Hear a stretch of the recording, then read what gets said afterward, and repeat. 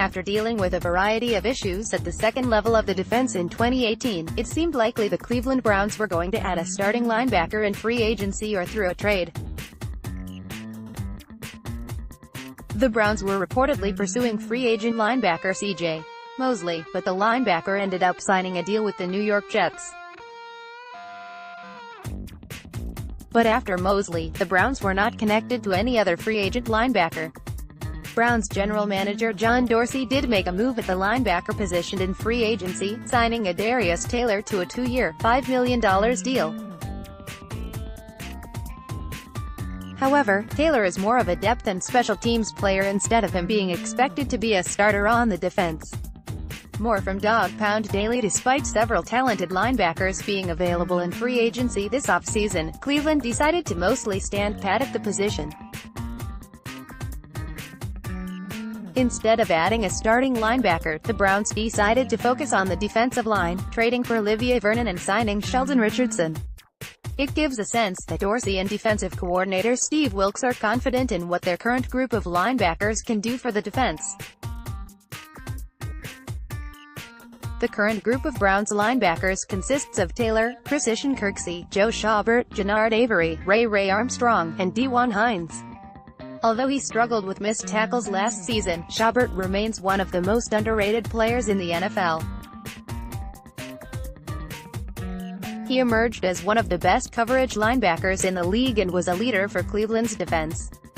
Kirksey is an experienced linebacker and plays well against the run, but has issues when playing in coverage. He also missed the last half of the 2018 season with a hamstring injury. Avery filled in at linebacker after Kirksey's injury, but his best play came when he was playing as an edge rusher instead of playing in space. One of the biggest issues with the Browns linebackers was their inability to stick with tight ends and running backs in coverage. Too often last season the Browns' defense would be abused by an opponent's passing offense in the middle of the field. According to Pro Football Focus, subscription required, Browns linebackers allowed 133 receptions and 1,458 yards when in coverage. But the team's run defense was not much better, as the Browns finished with the 5th worst run defense in 2018. The poor play of the defensive line played a role in that stat, but the Browns linebackers were also missing too many tackles at the second level.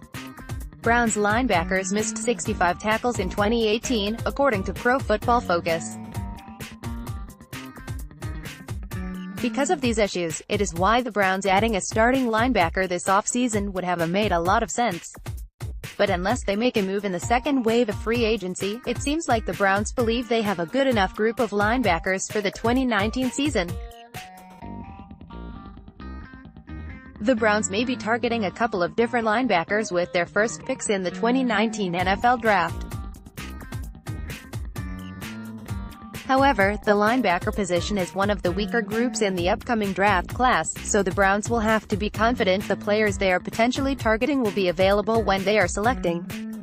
Next, 3 linebacker options in the draft for the Browns. As the roster currently sits, the linebacker position still appears to be one of the weaker groups on the entire roster.